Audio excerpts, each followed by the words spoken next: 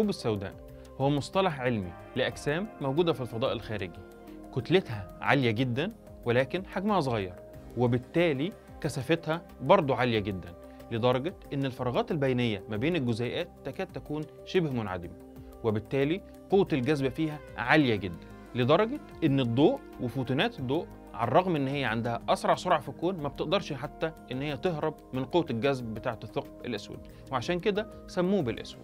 المدى الفعال وقوة تأثير الثقب الأسود بيعتمد على حجمه، وعنده مدار حواليه أو حدود حواليه بتسمى أفق الحدث أو الإيفنت هورايزن.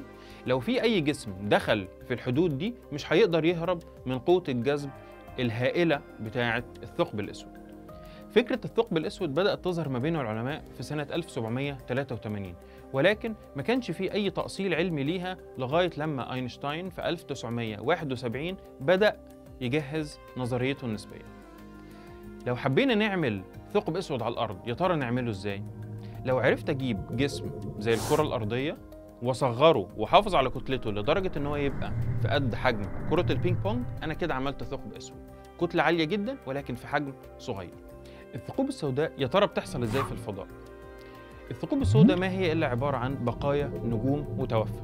كلنا عارفين إن النجوم بيحصل عليها تفاعلات نووية بسبب الوقود اللي موجود في النجم.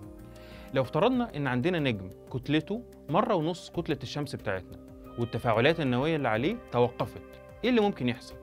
النجم هيبدأ يبرد ويتجمد، يبرد ويتجمد وينكمش على نفسه لغاية لما يبدأ ينهار بسبب قوة الجذب الداخلية.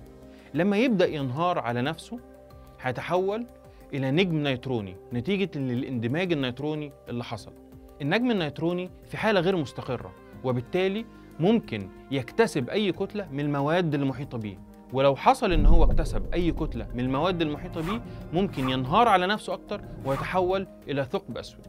مرحلة التحول من نجم للثقب الأسود هي مرحلة عنيفة جدا في حياة أي نجم، وممكن تاخد ملايين السنين.